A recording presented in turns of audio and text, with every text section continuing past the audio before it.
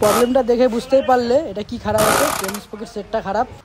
চেনের কন্ডিশনটা দেখো একদমই মানে কি বলবো, স্পকেটে কিচ্ছু নেই, তার জন্য এইভাবে স্লিপ করছিল আর সাউন্ডটা এরকম দিচ্ছে। তাও কাস্টমারগুলো চালাচ্ছিল, ভিতরে দেখো কি হারে কাচরা একদম। এগুলাকে একটু ঝেড়ে ফিরে দিব। চেনের স্পকেটে কোনো লক থাকে না, তো এটাকে কাটতে হয় তাই তো। তো সেটাকে কেটে বার করবি তো এখন? ঠিক আছে, কেটে বার কর।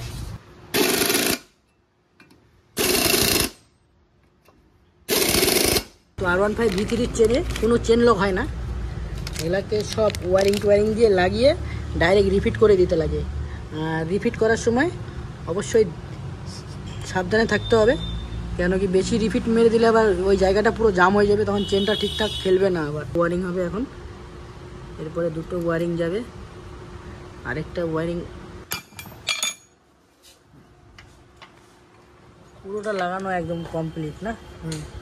এখন একদম ঠিকঠাক আছে, মানে এরকম নর্মাল হয়ে গেল। হাতেই রয়েছে, এটা পুরানো স্পকেট, এটা নতুন স্পকেট। কি কন্ডিশনটা একদমই খুবই খারাপ। খারাপ হওয়ার সাথে সাথে এটার ব্রেক প্যাডটাও খারাপ ছিল, ব্রেক প্যাডের কন্ডিশনও খুবই খারাপ, ওটাও দেখাচ্ছি আমরা। দেখো গাইস, ব্রেক প্যাডের কন্ডিশন, চেনেরও কন্ডিশন খতম, ব্রেক প্যাডেরও কন্ডিশন খুবই খারাপ।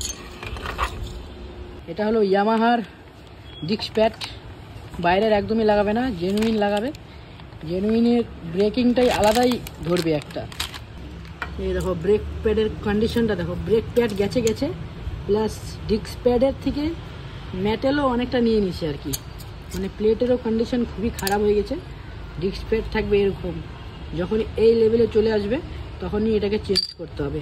মানে প্যাডটা মোটামুটি ভালো থাকা অবস্থায় ডিস্ক প্যাডটা চেঞ্জ করতে হয়, আর এরকম লেট করলে প্লেট তাড়াতাড়ি নষ্ট হয়ে যাবে। কাস্টমারটাকে বলে দিলাম আমরা ঠিকঠাক। এখন পুরো কমপ্লিট নেই,